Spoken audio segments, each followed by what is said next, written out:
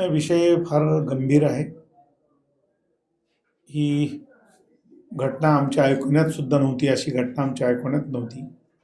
हे डॉक्टर आहेत का खाटीक आहेत? बीड जिल्ह्यामध्ये जे डॉक्टर्स आहेत का ते खाटीक आहेत? हे फक्त लुटारू आहेत? सिव्हिल हॉस्पिटलमध्ये एक मुलगी डिलिव्हरीसाठी ॲडमिट होते. तिचं सिझर केलं जातं.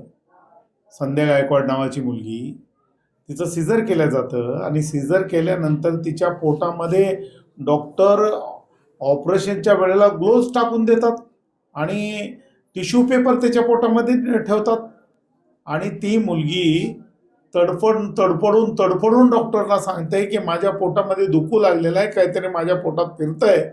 तिचं काहीही ऐकलं जात नाही आणि तिला डिस्चार्ज दिला जातोय. आणि त्याच्यानंतर जे इन्फेक्शन सुरू होतं मुलीला, तर मला वाटतंय त्याच्यानंतर जो डॉक्टर ढाकणे नावाचा जो कोणी खाटीक आहे, डॉक्टर ढाकणे, त्याचं नाव स्वप्नील ढाकणे ना, स्वप्नील ढाकणे आमच्या मुलीच्या आईला म्हणजे शीला उजगरेंना 5 लाख रुपये मागतो की 5 लाख रुपये असल्याशिवाय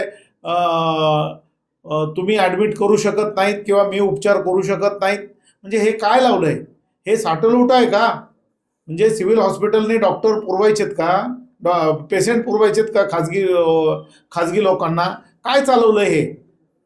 या सरकारनं लक्षात घेतलं पाहिजे की आरोग्य खात्याचा बट्ट्याबोळ झालेला आहे, बट्ट्याबोळ. आणि आरोग्य खातं जर सुधारायचं असेल तर अशा अधिकाऱ्यावरती कारवाया झाल्या पाहिजेत. आमचं एवढंच म्हणणं, याच्यामध्ये एवढं म्हणणं आहे की आता मुलगी मरण यातना भोगते. कुठल्याही हॉस्पिटलला, दीनानाथ मंगेशकर, YCM, DY पाटील सारख्या हॉस्पिटलला बीडमध्ये पुण्यामध्ये घेतलं नाही. तिला ससून हॉस्पिटलमध्ये ॲडमिट करावं लागलं आणि ससून हॉस्पिटलमध्ये तिच्यावरती 3 शस्त्रक्रिया करण्यात आल्या. त्याच्यामध्ये आतड्याची शस्त्रक्रिया करण्यात आली. जे ग्लोव्ज होते हातातले ते आतड्यामध्ये चिटकले आणि आतडे ते कापून काढावं लागले. नंतर तिची गर्भाशयाची पिशवीसुद्धा कापून काढावं लागली.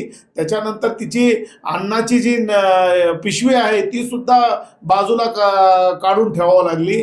म्हणजे अशा पद्धतीचं क्रूर कृत्य डॉक्टराकडून होत असेल तर या डॉक्टरावरती मृत्यूदंडापेक्षाही मोठी शिक्षा अशा लोकांना झाली पाहिजे असं माझं मत आहे. डॉक्टरांच्या बाबतीत सरकारने विचार केला पाहिजे. आरोग्य विभागाच्या बाबतीत की आरोग्य विभाग आहे का माणसा मारणारा विभाग आहे सरकारचा, आणि का हा विभाग खाजगी हॉस्पिटल पोचण्यासाठी आहे, याचा विचार सरकारने केला पाहिजे असं आमचं मत आहे. आता लवकरात लवकर सरकारने याची चौकशी केली पाहिजे आणि या मुलीला न्याय दिला पाहिजे. आताही ती मुलगी मरण यातना भोगते, आताही अनकॉन्शियस आहे, बेशुद्ध आहे. तर त्या मुलीचे जेवढे उपचार आहेत ते पुढचे उपचार तातडीनं आणखी मोठ्या हॉस्पिटलमध्ये झाले पाहिजेत असं माझं मत आहे. आणि त्या मुलीला आम्ही भेटायला जाणार आहोत. आम्ही आता परिवाराला भेटायला आलेलो आहोत. हा परिवार अत्यंत माझ्या 25-30 वर्षापासून माझ्या संबंधातला, माझ्या नात्यातला परिवार आहे.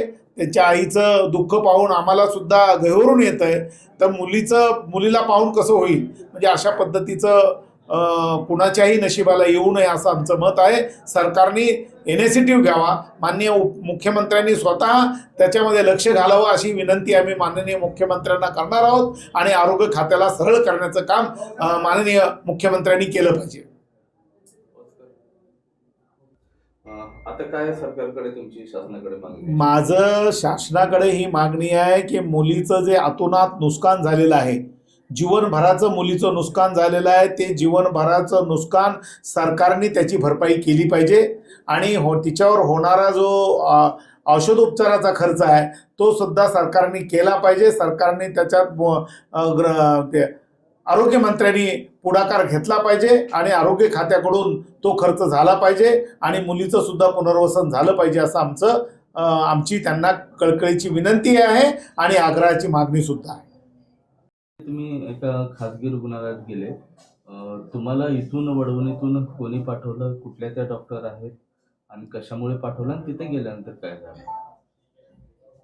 आम्हाला का ते म्हणजे चोले मॅडम आहेत ना, तिला उलटी व्हायली होती ना, मग ते आम्ही ते चोले मॅडमकडं मी तिला ॲडमिट केलं. तर त्या कामल्या रक्तामध्ये इन्फेक्शन झालंय.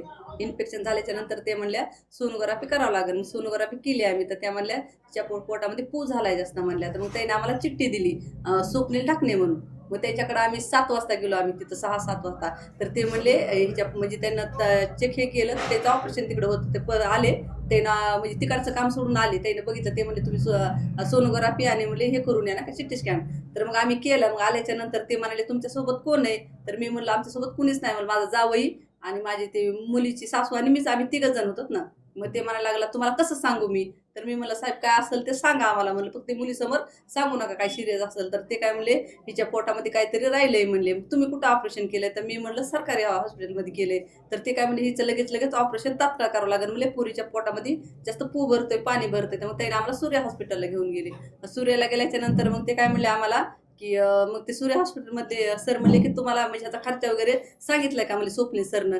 तर ते म्हणले नाही. तर मग ते काय म्हणले स्वप्नील सर लगेच येतील. मग ते लगेच त्यांची टीम वगैरे बरीच 20-25 जण घेऊन आले तिथं सूर्या हॉस्पिटलला. मग ते आमचं बोलणं झालं कॅबिनमध्ये बोलिलं. तर ते म्हणले आता तुम्हाला खर्चाचं सांगतो. तर म्हणलं सांगा म्हणजे. तर ते काय म्हणले शिरेची जरा थोडं म्हणले पेशंटचं जरा अवघडच आहे म्हणले, अवघड असल्यामुळे म्हणले तुम्हाला खर्च पण खूप लागेल. तर मला सांगा अगोदर सर पैसे किती लागते? तर ते काय म्हणले तुम्हाला 2 लाखापासून मला 5 पर्यंत, 5च्या पुढं पण आणि म्हणजे 5च्या आत पण येऊ शकतात म्हणले. तर मी काय म्हणलं सर आम्हाला एवढे पैसे देणं होत नाहीत, कारण आम्ही गरीब माणसात करून खातो म्हणलं. तर ते म्हणले मग ते शांत उभं राहिले. तरी पण आम्हाला म्हणले की तुमचं सांगा डिसिजन, पैसे भरणं होतात का? मी म्हणलं नाहीत होत भरणं म्हणलं. तर मग आमच्या मुलीची नणंद आहे पुण्याला, मग आम्ही दीनानाथला गेलो. दीनानाथला गेल्याच्या नंतर मग ते पण म्हणले पेशंट सिरियस आहे म्हणले, आमच्याकडे हे उपलब्ध बेड नाही, तुम्ही याला हलवा. मग वायशमला गेलो, ते पण म्हणले नाही. मग आम्ही डायरेक्ट ससनला 4 वाजता गेलो आम्ही तिथं मुलीला घेऊन माझ्या. मग त्याने ॲडमिट म्हणजे हे केलं, ॲडमिट केलं, ट्रीटमेंट दिली त्यानं. मग ते म्हणले त्या पोटामध्ये पूर्ण पू भरलाय म्हणले आणि पाणी पण झालंय म्हणले, खूप सिरियस आहे म्हणले. मग त्याने विचारलं ऑपरेशन करूपर्यंत पण गॅरंटी नव्हती दिली त्यानं आम्हाला. मग तिला 12 वाजता नेलं. आता मुलीची परिस्थिती कशी आहे तुमच्या? आता सध्या ती ICU मध्येच आहे, ती तसे सुसनच आहे. आता पुढील काय कारवाईची मागणी तुम्ही करता? आमच्या कारवाई की त्यांच्या डॉक्टरवर तात्काळ कारवाई करावी, त्यांना निलंबित करावं. आणि जे माझ्या मुलीचं समजा जे काही आता हे झाले समजा त्याने खर्च वगैरे सगळा सरकाराने सगळं माझ्या मुलीचं जे काय आहे ते बघावं.